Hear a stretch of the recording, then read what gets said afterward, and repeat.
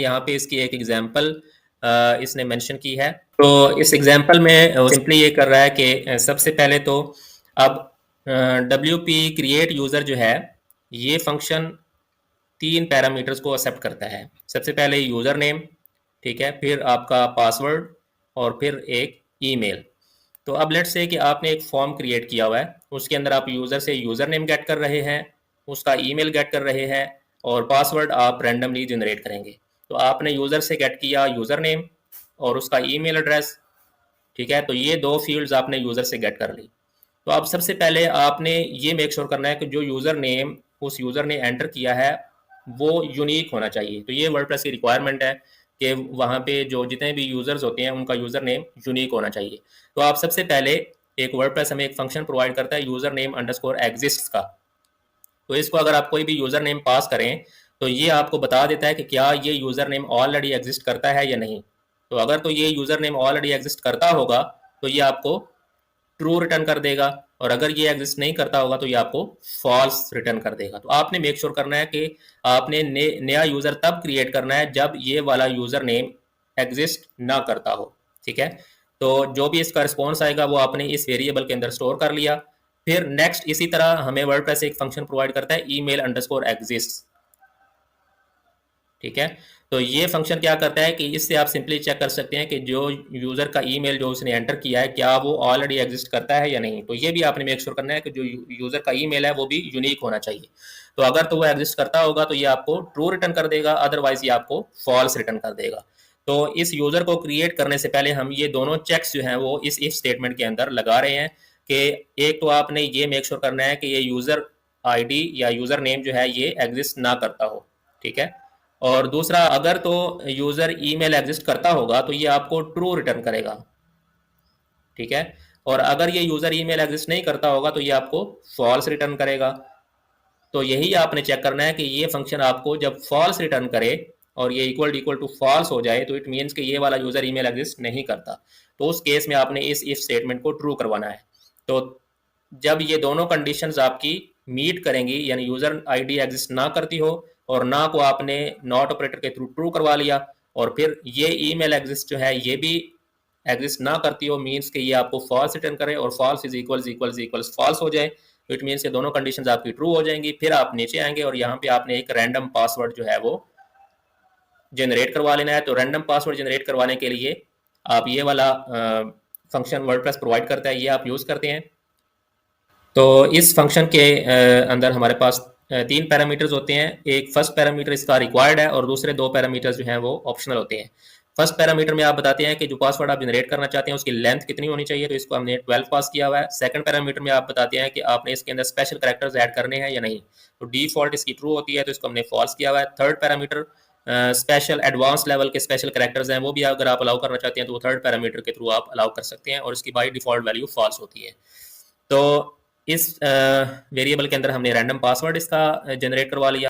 फिर आपने इस फंक्शन जो एक्चुअल हमारा फंक्शन है जिसके थ्रू हम यूज़र को क्रिएट करते हैं, इसको हम 3 पैरामीटर्स पास करते हैं। एक तो यूज़र नेम जो यूज़र ने ऐड किया होगा, दूसरा जो रैंडम पासवर्ड हमने जनरेट किया वो ऐड कर दिया और तीसरा हमने इसको ईमेल ऐड कर दी। तो इस फंक्शन के थ्रू आपने इस यूज़र को क्रिएट कर लिया। तो जब ये यूज़र सक्सेसफुली रजिस्टर हो जाएगा या ऐड हो जाएगा तो इसकी इस यूज़र की जो ID होगी वो आपको रिटर्न होती है इस फंक्शन के थ्रू, और वो ID आपने इस वेरिएबल को असाइन कर दी।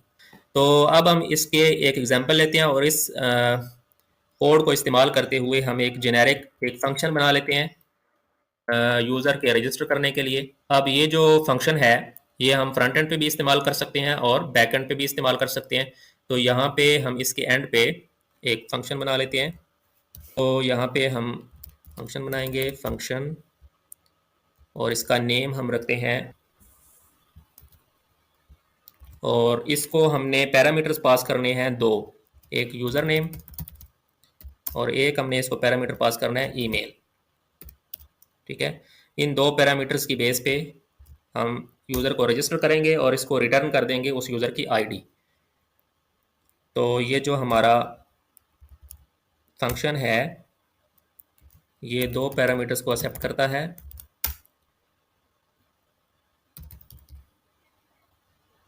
User name should be unique, dollar email email address of the user should be unique.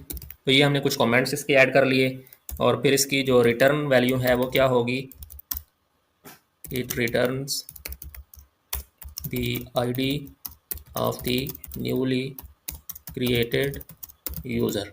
तो ये हमने इसके कुछ कमेंट्स ऐड कर लिए। तो अब यहाँ पे हम वो वाला कोड पेस्ट कर देंगे जो हमने कॉपी किया। तो ये कोड जो है इसको हम कॉपी कर लेते हैं और यहाँ पे पेस्ट कर देते हैं और इसको अपने हिसाब से मॉडिफाई करेंगे। तो सबसे पहले हम क्या करते हैं कि जो यूज़र नेम हमें यहाँ पे पास हो रहा है, इस यूज़र नेम को हमने चेक करना है कि क्या ये यूज़र नेम एग्जिस्ट करता है, और इसका जो रिस्पॉन्स है वो हमने यूज़र आईडी के अंदर स्टोर करवा लिया। इसी तरह ये जो फंक्शन इसने यूज़ किया यहाँ पे, इसको भी हम यहाँ से उठा के यहाँ पे ले आते हैं, और इसी तरह हम ईमेल के लिए एक वेरिएबल बना लेते हैं, user underscore email is equals to, इसको ये असाइन कर देते हैं। और इसका ईमेल है हमारा इनपुट आर्ग्यूमेंट, तो ये हमने इसको पास कर दिया। तो ये जो फंक्शन है, ये इस यूज़र नेम जब हम इसको पास करते हैं, तो अगर तो ये यूज़र नेम एग्जिस्ट करता है तो ये आपको उस यूज़र नेम की आईडी रिटर्न करता है, ठीक है, जो हमने इसको असाइन कर दी है। और अगर ये यूज़र नेम एग्जिस्ट नहीं करता होगा तो उस केस में ये आपको फॉल्स रिटर्न करेगा, ठीक है। तो ये हमें या आईडी देगा या फॉल्स, ठीक है। और ये जो फंक्शन है ईमेल अंडरस्कोर एग्जिस्ट, तो ये फंक्शन भी हमें, अगर तो ये ईमेल एग्जिस्ट करती होगी तो उसकी यूज़र की आईडी रिटर्न कर देता है, अदरवाइज ये हमें फॉल्स रिटर्न करता है, ठीक है। तो अब ये जो हमारी इफ स्टेटमेंट है इसको भी हम मॉडिफाई करेंगे। तो ये जो फर्स्ट कंडीशन है हमारी, ये तो एज इट इज़ रहेगी, मीन्स के जो हमारी यूज़र आईडी है, अब अगर तो यूज़र नेम एग्जिस्ट नहीं करता तो ये आपको फॉल्स रिटर्न करेगा, और फॉल्स का हमने नॉट लगा के तो इसको ट्रू कर लिया। इसी तरह अगर ये ईमेल एग्जिस्ट नहीं करती तो ये हमें फॉल्स रिटर्न करेगा, और फॉल्स का हमने नॉट बनाना है।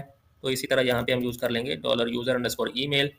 तो ये पैरामीटर भी फॉल्स होगा और ये यूज़र आईडी भी फॉल्स होगी, तो तब आपने इस इफ स्टेटमेंट को रन करना है, और इन दोनों का नॉट ऑपरेटर लगा के हमने इनको ट्रू बनाया है। तो अगर ईमेल एग्जिस्ट नहीं करती होगी तो फॉल्स रिटर्न होगा, फॉल्स का नॉट हमें ट्रू मिल जाएगा, तो यहाँ पे हमें यहाँ तक ट्रू मिल गया। और अगर यूज़र आईडी एग्जिस्ट नहीं करती होगी तो इसका नॉट लगा के हमने इसको ट्रू कर लिया, तो ये हमें फॉल्स रिटर्न करेगा, और इसका नॉट लगा के हमने इसको ट्रू कर लिया। तो जब ये दोनों कंडीशंस ट्रू हो जाएंगी तो उस केस में हमने यूज़र को क्रिएट करना है। तो अब नेक्स्ट हम क्या कर रहे हैं कि हम इस फंक्शन के ज़रिए हम एक रैंडम पासवर्ड जनरेट कर रहे हैं, और फिर इस फंक्शन के अंदर हम वो तीनों पैरामीटर्स पास करेंगे जिनके थ्रू हमने यूज़र को क्रिएट करना है। तो हमारा जो यूज़र नेम है वो ये आएगा, इसको हम अपडेट कर देते हैं नेम को, और इसी तरह जो हमारी ईमेल है वो भी वेरिएबल हम अपडेट कर देते हैं, और रैंडम पासवर्ड हम वही यूज़ कर रहे हैं जो यहाँ पे हमें मिल रहा है। तो अब जब ये सक्सेसफुली क्रिएट हो जाएगा तो हमें यूज़र आईडी इस पे मिल जाएगी। इस फंक्शन का नेम भी हमने चेंज नहीं किया, plugin prefix underscore create new user. इस फंक्शन को हमने थोड़ा सा मॉडिफाई किया है। तो अभी हमने क्या किया है कि बजाय इसके कि एक सिंगल स्ट्रिंग हम रिटर्न करें, हम एक अरे रिटर्न कर रहे हैं। तो सबसे पहले हम चेक कर रहे हैं, अगर तो यूज़र आईडी हमें मिल जाती है तो इट मीन्स कि ये यूज़र ऑलरेडी एग्जिस्ट करता है, यूज़र नेम। तो उस केस में हमने मैसेज इसको रिटर्न कर दिया, तो यूज़र आईडी ऑलरेडी एग्जिस्ट, और रिजल्ट के पैरामीटर के अंदर हमने इसको फॉल्स रिटर्न कर दिया, मीन्स कि जो फंक्शनैलिटी इस यूज़र की एक्सपेक्टेड थी वो अभी फुलफिल नहीं हुई। और अगर हमें यूज़र ईमेल मिल जाती है तो उस केस में हमने ये वाला मैसेज इसको रिटर्न करवा दिया, the user email already exist, और रिजल्ट के की के अंदर हमने इसको स्टिल फॉल्स रिटर्न किया क्योंकि यूज़र क्रिएट नहीं हुआ। और नीचे अगर हमारा यूज़र सक्सेसफुली क्रिएट हो जाता है, हमें यहाँ पे यूज़र आईडी मिल जाती है, तो उस केस में हमने मैसेज रिटर्न करवा दिया, the user is successfully created, और रिजल्ट के पैरामीटर के अंदर हमने इसको ट्रू रिटर्न कर दिया। अब यहाँ पे ये यूज़र हमने एक न्यू क्रिएट ऑलरेडी किया हुआ है, तो इसको अगर हम टेस्ट करें इस फंक्शन को डैशबोर्ड के अंदर, अगर हम इसको रिफ्रेश करें तो आप देखें इसने हमें मैसेज शो कर दिया, the user ID already exist, क्योंकि ये वाला यूज़र हमने ऑलरेडी क्रिएट किया हुआ है। और अगर हम इसको यूनिक कर दें, 1 2 3 ऐड कर दें, अब यूज़र आईडी तो यूनिक है लेकिन ये यूज़र ईमेल जो है ये ऑलरेडी एग्जिस्ट करता है। तो अभी अगर हम इसको सेव करें और इसको अगर हम रिफ्रेश करें अब देखिए आप मैसेज आ गया the user email already exist. और अगर हम इस ईमेल को भी यूनिक कर दें 1 2 3, तो अब हमारा जो यूज़र है वो सक्सेसफुली क्रिएट हो जाएगा। The user is successfully created. और अगर हम यूज़र्स के अंदर जाएं और यहाँ पे आप देख सकते हैं जो यूज़र्स हमने क्रिएट किए हैं, और ये न्यू यूज़र 1 2 3 है जो अभी हमने क्रिएट किया है, और ये इसकी ईमेल आईडी है। तो अब जो हमारा फंक्शन है वो अब प्रॉपरली वर्क कर रहा है, और इस फंक्शन को फिर आप फ्रंट एंड पे भी इस्तेमाल कर सकते हैं और बैक एंड पे भी, जहाँ पे आप इसको इस्तेमाल करना चाहें इस्तेमाल कर सकते हैं।